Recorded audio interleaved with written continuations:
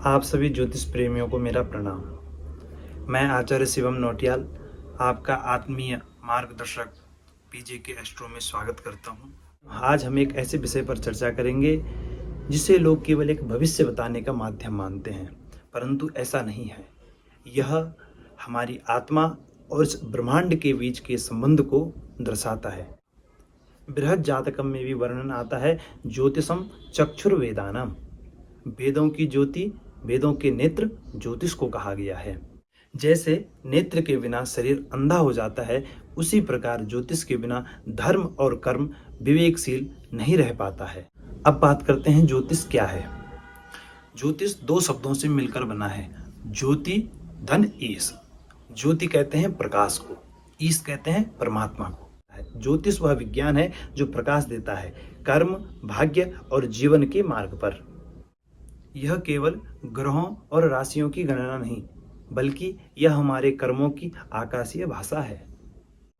बृहद पाराशर होरा शास्त्र में पाराशर ऋषि जी कहते हैं, नृणाम कर्म फलानां तु ग्रहाः सिद्ध्युपदेशकाः।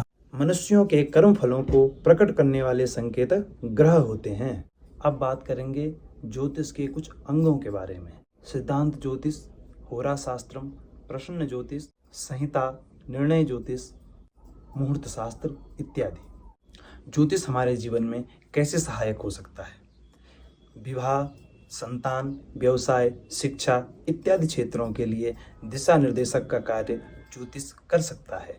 ग्रहों के माध्यम से हम जान पाते हैं कि हमारा समय अनुकूल है या नहीं, अभी हमें यह कार्य करना चाहिए या टालना चाहिए, हमारा स्वभाव क्या है, हमें इसमें बदलाव क्यों करना चाहिए, कैसा बदलाव हमें करना चाहिए, यह हमें ज्योतिष बताता है।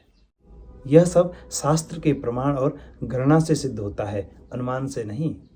मनु स्मृति में कहा गया है, श्रद्धया विधिना युक्तम कर्म यत् साध्यते शुभम तस्य योगम च कालम च ज्योतिषम वेति निश्चितम।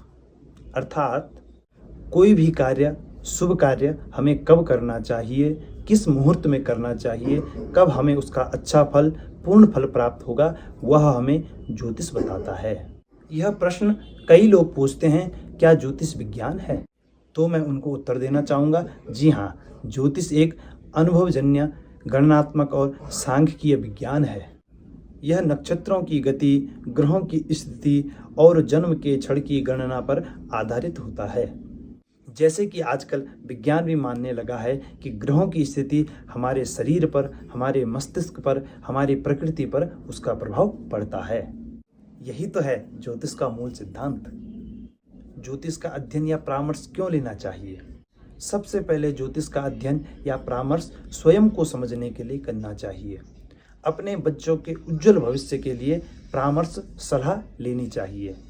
सही समय पर सही निर्णय लेने के लिए, कर्म सुधार और आत्मा की उन्नति के लिए हमें ज्योतिषीय परामर्श लेना अति आवश्यक है। शास्त्र कहता है, कर्मण्येवाधिकारस्ते मा फलेषु कदाचन। लेकिन अगर हमें कर्म करने का काल ज्ञान हो जाए, कर्म कब करना चाहिए, तो उससे हमें अधिक फल की प्राप्ति होती है।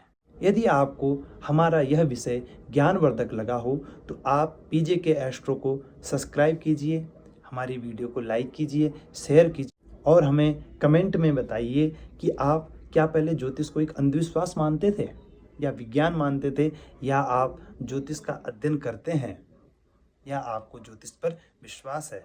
हमें आपके कमेंट का इंतज़ार रहेगा। अगले भाग में हम जानेंगे कुंडली के 12 भाव क्या कहते हैं, 12 भावों का रहस्य क्या है। जय ज्योतिष, जय सनातन।